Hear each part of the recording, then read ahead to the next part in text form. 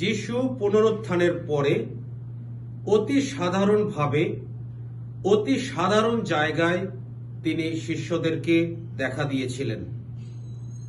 কখনো ইম্মাউসের যাত্রাপথে তিনি শিষ্যদের দেখা দিয়েছিলেন, কখনো বা কোনো বদ্ধ রুমে তিনি দেখা দিয়েছিলেন, কখনো বা কোনো সাগরের ধারে, কখনো বা সাগরের ধারে তারা মাছ ও রুটি একসঙ্গে সহভাগিতা করছিলেন। এভাবেই তিনি তাদের সঙ্গে দেখা করেছিলেন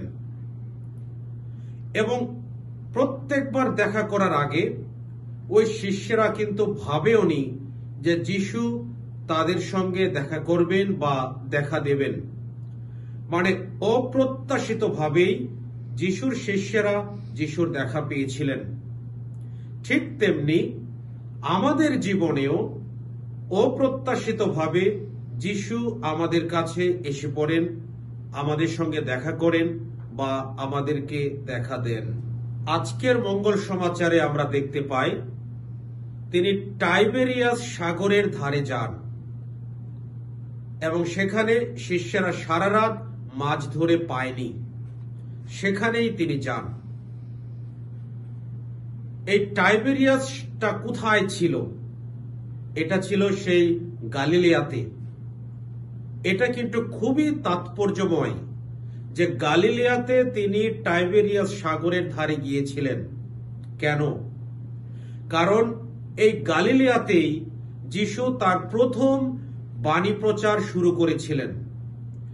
এই গালিলিয়াতেই তিনি শিষ্যদের প্রথম বেছে নিয়েছিলেন তার শিষ্য হওয়ার জন্য।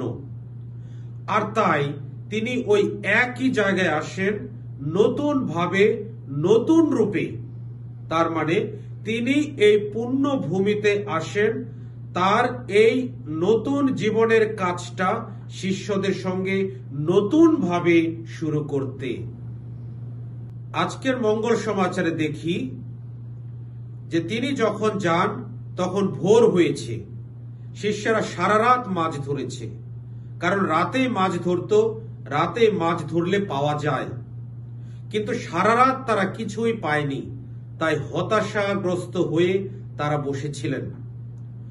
আর যখনই তাদের মধ্যে হতাশা ছিল তখন যিশু আসেন তাদের কাছে সফলতা নিয়ে। যিশু আসেন আর তারা সাফল্য পান। যেমন পোপ জন পলের একটা সুন্দর কাহিনী আছে। তিনি একবার সে যুক্তরাষ্ট্রে গিয়েছিলেন কোন একটা প্রোগ্রামে। তারপরে যখন গাড়িতে উঠবেন, গাড়িতে ওঠার আগে তিনি দাঁড়িয়েছিলেন গাড়ির পাশে। তখন গাড়ির ড্রাইভার সব মালপত্র তিনি গাড়িতে ভরেছিলেন এবং পোপের জন্য অপেক্ষা করছিলেন যে তিনি কখন গাড়িতে উঠবেন। আর তারপরে এই গাড়ির চালক সে পোপকে বলেছিলেন যে পোপ মহোদয় উঠুন, আমাদেরকে যেতে হবে।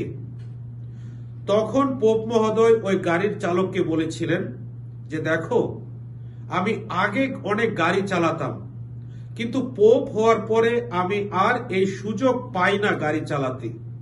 তাই আমি চাই আজকে তুমি গাড়িতে বসো আর আমি গাড়িটা চালিয়ে নিয়ে যাই। তারপরে তাই হলো। তিনি বসলেন পেছনের সিটে আর তারপরে পোপ চালিয়ে গেলেন এবং যুক্তরাষ্ট্রের যে প্রেসিডেন্ট তার সেই অফিসের সামনে তিনি ড্রাইভ করে গেলেন। আর ওখানকার যে সচিব ছিল, প্রেসিডেন্টের সচিব, তিনি দৌড়ে গিয়ে প্রেসিডেন্টের কাছে গিয়ে বললেন যে প্রেসিডেন্ট মহোদয়, আপনি তাড়াতাড়ি বেরিয়ে আসুন, একজন মহান ব্যক্তি আপনার সঙ্গে দেখা করতে এসেছেন। আর তখন সে রাষ্ট্রপতি তাকে জিজ্ঞেস করলেন কে সেই? তখন সচিব বললেন আমিও জানি না কে সেই, তবে আমি দেখলাম স্বয়ং পোপ নিজে গাড়ির চালক হয়ে তাকে আপনার সাথে সাক্ষাৎ করাতে এসেছেন। আর তারপরে রাষ্ট্রপতি দৌড়ে বেরিয়ে এলেন সেই মহান ব্যক্তির সঙ্গে দেখা করতে। ওই দিনে এই ড্রাইভার বা গাড়ির চালক তিনি যখন পেছনে বসেছিলেন তিনি কিন্তু সাধারণ মানুষই ছিলেন, কিন্তু পোপ তার কার্যকলাপ দিয়ে বা ব্যবহার দিয়ে তিনি তাকে অতি সাধারণ বা বিখ্যাত করে দিয়েছিলেন। আর এই সাফল্যটা এনে দিয়েছিলেন এই স্বয়ং পোপ। ঠিক এমন করেই যিশু ওই শিষ্যদের মধ্যে সেই সফলতা নিয়ে এসেছিলেন। আমরাও যখন হতাশাগ্রস্ত থাকি বা বিফলতা আসে আমাদের জীবনে, স্বয়ং যিশু আসেন এবং আমাদেরকে সফলতা দেন। আজকের এই মঙ্গল সমাচারে বেশ কয়েকটা প্রতীকের ব্যবহার আছে। যেমন নৌকা, এই নৌকাটা হলো খ্রিস্ট মণ্ডলীর প্রতীক, মানে চার্চ। এই সমগ্র খ্রিস্ট মণ্ডলীটাই হলো নৌকা। এবং ওখানে যে আমরা জাল দেখতে পাচ্ছি, জালটা ছিঁড়ে যায়নি, এটা হলো খ্রিস্ট মণ্ডলীর ঐক্যের প্রতীক। মানে খ্রিস্ট মণ্ডলীতে এত ঝড়, এত বাধা এসেছে, কিন্তু কখনোই খ্রিস্ট মণ্ডলীর ঐক্য ছিঁড়ে যায়নি। ঠিক যেমন ওই এতগুলো মাছ ওই জালে আটকা পড়ার পরেও ওই জালটা কিন্তু ছিঁড়ে যায়নি। তারপরে ওখানে আরেকটা প্রতীক হলো সাগর। এই সাগরটা হলো পৃথিবীর প্রতীক, মানে ওই পুরো পৃথিবীটাকে বুঝাচ্ছে ওই সাগর। ওই সাগরে যেমন মাছ ছিল, ঠিক তেমনি এই পুরো পৃথিবীতেই হলো আমাদের মানুষ। আর ওখানে পিতরকে আমরা দেখতে পাই। পিতর হলো এই খ্রিস্ট মণ্ডলীর সর্বময় আধিকারিক। এবং ওখানে আমরা আরো দেখতে পাই ওই জালে এতগুলো মাছ ছিল, সেটা গুনে গুনে হয়েছিল 153টা মাছ। মানে তখনকার দিনে 153 ধরনের মাছ ছিল পানিতে বা এই পৃথিবীতে। মানে সব প্রকার মাছ থেকেই তারা মাছ পেয়েছিলেন। আর এটা দিয়ে এটাই বোঝায় যে পৃথিবীর সব মানুষকেই এই যিশুর শিষ্যেরা যিশুর কাছে নেবেন। পৃথিবীর সব মানুষের কাছেই যিশুর শিষ্যেরা আসবেন। তারা মানুষ ধরা জেলে হিসেবে আসবেন এবং এই তাদেরকে যিশুর কাছে নিয়ে আসবেন। আরেকটা প্রতীক যেটা বিশেষ তাৎপর্যময়, সেটা হলো মাছ। এই খ্রিস্ট মণ্ডলীর শুরু থেকেই বা আদি মণ্ডলী থেকেই এই মাছ এবং যিশুর সাথে একটা সম্পর্ক আছে। এই মাছ, এটা গ্রিক শব্দ আসে ইকটুস থেকে, IKTUS, ইকটুস। ইকটুস মানে হলো মাছ। আবার ইকটুস মানে হলো যিশু। মানে মাছের সাথে যিশুর একটা মিল।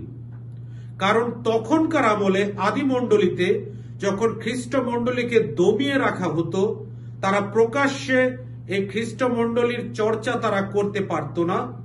তখন তারা বিভিন্ন জায়গায় ওই বিভিন্ন রুমে, ওই রুমের দরজার সামনে তারা মাছের ছবি এঁকে রাখত। আর মাছ মানে তারা বুঝাতো যিশু খ্রিস্ট, মানে এখানে যিশু খ্রিস্ট আছেন। আর এই মাছ থেকেই এখানে আমরা আরেকটা শব্দ পাই, যেটা আমরা লিখি IHS, মানে যিশু খ্রিস্ট। আর তার জন্যই এই মাছের সাথে যিশুর যে একটা প্রতীক, সেটা আদি মণ্ডলী থেকে চলে আসছে। আর যখন আমরা খ্রিস্টজাগ উৎসর্গ করি, তখনও কিন্তু একটা মাছের বহিঃপ্রকাশ হয়। যখন পুরোহিত এই বেদিতে যখন বসেন, কমিউনিয়নের ঠিক আগেই তিনি সেই রুটিটা একটু ভাঙেন। আর তারপরে সেই দুটো খণ্ড যখন একসাথে জড়ো করেন, উঁচুতে তুলে ধরেন, ওই উপর থেকে একটু ভাঙ্গা থাকে এবং ওই জিনিসটা মাছের মতো লাগে দেখতে। তাই ওই পানপাত্রর উপরে যখন ওই যিশু খ্রিস্টকে রাখা হয়, সেই রুটিটা রাখা হয়, তখন পুরো জিনিসটাই একটা মাছের শেপের মতো হয়ে ওঠে। মানে ওখানে যিশু খ্রিস্টের উপস্থিতি বোঝানো হচ্ছে। আজকের মঙ্গল সমাচারে এই বর্তমান প্রেক্ষাপট অনুযায়ী আরেকটা তাৎপর্যময় জিনিস আছে। আমরা দেখতে পাই যীশুখ্রিস্ট পিতরকে জিজ্ঞাসা করছেন, তুমি কি আমাকে ভালোবাসো? এ কথা তিনি 3 বার জিজ্ঞাসা করেন। পিতর যে তাকে 3 বার অস্বীকার করেছিলেন, সেটারই তিনি অনুশোচনা করিয়েছেন এই 3 বার জিজ্ঞাসা করার মধ্য দিয়ে। 3 বারই বলেন, হ্যাঁ যীশুখ্রিস্ট, আমি তোমাকে ভালোবাসি।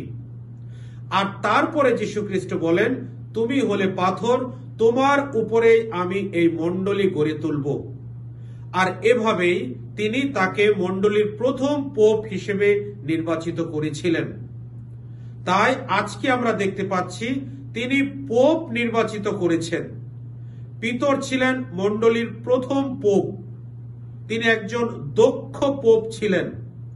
তিনি প্রথম দেখেছিলেন বা করেছিলেন একজন বিজাতীয়কে তিনি খ্রিস্ট ধর্মে দীক্ষিত করেছিলেন। তিনি ছিলেন সেই পোপ যিনি ভেবেছিলেন জুদাস যখন মারা গেছে তার বদলে আরেকজনকে আনতে হবে যিশুর শিষ্য হিসেবে। তিনি সে ব্যক্তি ছিলেন যিনি 50 সপ্তমী পর্বের দিনে নির্ভীকভাবে বাণী প্রচার করেছিলেন। আর তাই তিনি অনেক বছর সেবা করে অনেক কাজ করেছিলেন। তিনি 25 বছর তিনি পোপ হিসেবে ছিলেন। তিনি 67 সালে তিনি মৃত্যুবরণ করেছিলেন। তাকে ক্রুশে মৃত্যু দেওয়া হয়েছিল। এবং শুধু তাকেই নয়, তখন থেকে শুরু করে আমরা এতদিন পর্যন্ত 266 জন পোপ পেয়েছি। এবং এই 266 জন পোপের মধ্য থেকে আমরা 80 জন সাধু পেয়েছি এবং 33 জন খ্রিস্ট শহীদ হয়েছেন, মানে তাদেরকে মেরে ফেলা হয়েছে। আর বর্তমান মণ্ডলীতে এটা খুবই তাৎপর্যময়, কারণ এখনো নতুন পোপ হওয়ার জন্য প্রসেস চলছে। যীশুখ্রিস্ট যেমন একজন যোগ্য পোপকে নির্বাচিত করেছিলেন, আমাদের এই মণ্ডলীও যেন একজন যোগ্য পোপ নির্বাচিত করতে পারেন। স্বয়ং যীশুখ্রিস্ট যেন পিতরের উত্তরসূরিকে বেছে নেন। ঈশ্বর সেই আশীর্বাদ আমাদের এই খ্রিস্ট মণ্ডলীকে দান করুন। আমরা যেন যোগ্য পোপ পাই তার জন্য যেমন প্রার্থনা করি, তেমনি আমরা যেন সবাই যোগ্য খ্রিস্টান হতে পারি, যোগ্য বাণী প্রচারক হতে পারি। সেটা প্রথম পাঠে সুন্দর করে ব্যাখ্যা আছে। সেখানে দেখতে পাই প্রেরিত দূত পিতর ও যোহন ইহুদি মহাসভার সামনে যান। সেখানে তারা বাণী প্রচার করেন। তাদেরকে বেত মারা হচ্ছে, তবুও তারা বাণী প্রচার থামাননি। ঠিক তেমনি আমরাও যেন আমাদের জীবনের মধ্য দিয়ে যেন খ্রিস্টের বাণী প্রচার করতে পারি। ঈশ্বর আমাদের সবাইকে আশীর্বাদ করুন।